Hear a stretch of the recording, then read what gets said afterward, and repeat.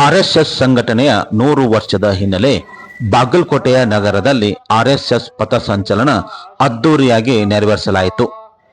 ನಗರದ ಬಸವೇಶ್ವರ ಕಾಲೇಜ್ ಮೈದಾನದ ಆವರಣದಿಂದ ಪ್ರಾರಂಭವಾದ ಪಥಸಂಚಲನ 2 ಮಾರ್ಗವಾಗಿ ಬೇರೆ ಬೇರೆ ಕಡೆಗೆ ಸಂಚರಿಸುತ್ತದೆ. ನಗರದಲ್ಲಿ ಪ್ರಮುಖ ರಸ್ತೆಯಲ್ಲಿ 2 ಮಾರ್ಗ ಪ್ರತ್ಯೇಕವಾಗಿ ಸಂಚಾರ ಮಾಡಿದರೂ ಬಸವೇಶ್ವರ ವೃತ್ತದಲ್ಲಿ ಏಕಕಾಲಕ್ಕೆ ಒಂದೆಡೆ ಸೇರುವುದು ವಿಶೇಷವಾಗಿದೆ. ಇದನ್ನು ನೋಡಲು ಅಪಾರ ಜನಸ್ತೋಮ ಸೇರಿರುತ್ತಾರೆ. ಇನ್ನು ಪಥಸಂಚಲನ ಸಾಗುವ ಮಾರ್ಗದಲ್ಲಿ ರಸ್ತೆ ಉದ್ದಕ್ಕೂ ವಿವಿಧ ಬಗೆಯ ರಂಗೋಲಿಯ ಚಿತ್ತಾರ ಹಾಕಲಾಗಿರುತ್ತದೆ. ಇದರ ಜೊತೆಗೆ ಮಕ್ಕಳಿಗೆ ದೇಶಕ್ಕಾಗಿ ಹೋರಾಡಿದ ಮಹಾನ್ ವ್ಯಕ್ತಿಗಳ ವೇಷಭೂಷಣ ತೊಡಗಿಸಿ ದೇಶದ ಭಕ್ತಿಯನ್ನು ಬೆಳೆಸಲಾಗುತ್ತದೆ. ಪಥಸಂಚಲನದ ಮೆರವಣಿಗೆ ಬಂದಾಗ ಗಣವೇಷಧಾರಿಗಳ ಮೇಲೆ ಹೂವಿನ ಸುರಿಮಳ ಸುರಿದು ಮಹಿಳೆಯರು ಮಕ್ಕಳು ಸ್ವಾಗತಿಸುತ್ತಾರೆ. ದೇಶದ ಬಗ್ಗೆ ಅಭಿಮಾನ ಮೂಡಿಸುವಂಥ ಜಯ ಘೋಷಣೆ ಹಾಕುವುದು ಮೈ ರೋಮಾಂಚನಗೊಳಿಸುತ್ತದೆ. ಬಸವೇಶ್ವರ ವೃತ್ತದಲ್ಲಿ 2 ಮಾರ್ಗದ ಪಥಸಂಚಲನ ಏಕಕಾಲದಲ್ಲಿ ಸೇರಿ ಸಾಗುವುದನ್ನು ನೋಡುವುದೇ ವಿಶೇಷವಾಗಿದೆ. ರಾಜ್ಯಸಭಾ ಸದಸ್ಯರಾಗಿರುವಂಥ ನಾರಾಯಣ ಸಾಬ್ ಬಾನ್ಗೆ, ಸಂಸದರಾದಂಥ PC ಗದ್ದಿಗೌಡರ್ ಹಾಗೂ ಮಾಜಿ ಶಾಸಕರಾದಂಥ ವೀರಣ್ಣ ಚರಂತಿಮಠ ಸೇರಿದಂತೆ ಪ್ರಮುಖ ಗಣ್ಯಮಾನ್ಯರು ಮುಖಂಡರು ಗಣವೇಷ ಹಾಕಿಕೊಂಡು ಗಮನ ಸೆಳೆದರು. ಆರ್ಎಸ್ಎಸ್ ಸಂಘಟನೆಯ 100 ವರ್ಷದ ಹಿನ್ನೆಲೆ ಸುಮಾರು 3000ಕ್ಕೂ ಅಧಿಕ ಯುವಕರು ಗಣವೇಷ ಹಾಕಿಕೊಂಡು ಪಥಸಂಚಲನದಲ್ಲಿ ಭಾಗಿಯಾಗಿದ್ದು ವಿಶೇಷವಾಗಿತ್ತು.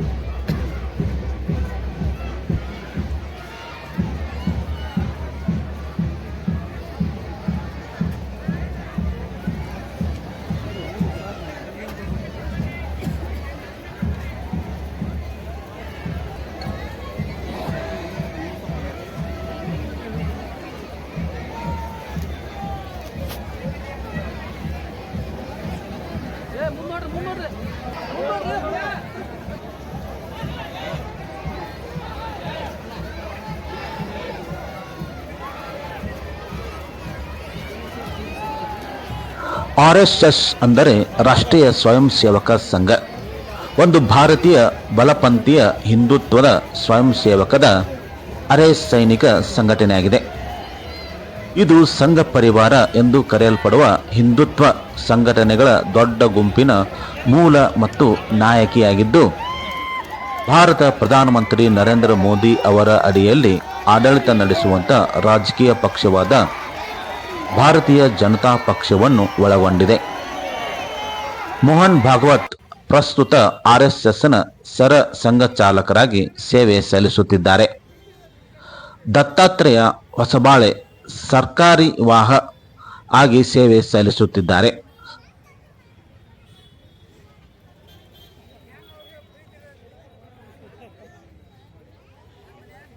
ರಾಷ್ಟ್ರೀಯ ಸ್ವಯಂ ಸೇವಕ ಸಂಘ ಕೇಸರಿ ಧ್ವಜ ಭಗವದ್ ಧ್ವಜ ಅಧಿಕೃತ ಚಿಹ್ನೆಯಾಗಿದ್ದು, ಆರ್ಎಸ್ಎಸ್ ಸ್ಥಾಪಕರಾಗಿರುವಂಥ KB ಹೆಗ್ಡೆವಾರ್ ನಾಯಕರು.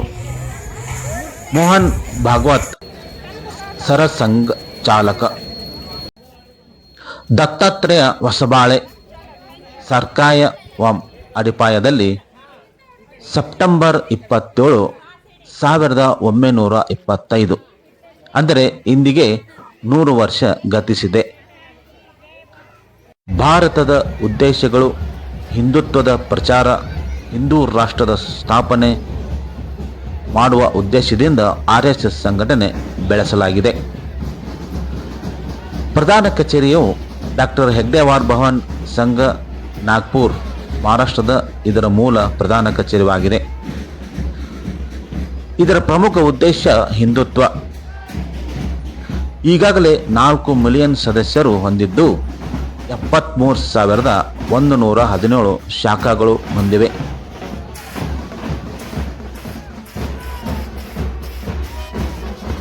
ಭೋಪಾಲದಲ್ಲಿ ಮೆರವಣಿಗೆ ನಡೆಸುತ್ತಿರುವ ಆರ್ಎಸ್ಎಸ್ ಸದಸ್ಯರು ಸೆಪ್ಟೆಂಬರ್ 27, 1925 ಸ್ಥಾಪನೆಯಾದ ಈ ಸಂಘಟನೆ ಆರಂಭಿಕ ಪ್ರಚೋದನೆಯೆಂದರೆ ಹಿಂದೂ ಸಮುದಾಯವನ್ನು ಒಗ್ಗೂಡಿಸಲು ಮತ್ತು ಹಿಂದೂ ರಾಷ್ಟ್ರವನ್ನು ಸ್ಥಾಪಿಸುವ ವ್ಯಕ್ತಿತ್ವ ತರಬೇತಿ ನೀಡುವುದು, ಹಿಂದೂ ಶಿಸ್ತು ಎಂದು ಬೆಳೆಸುವುದು.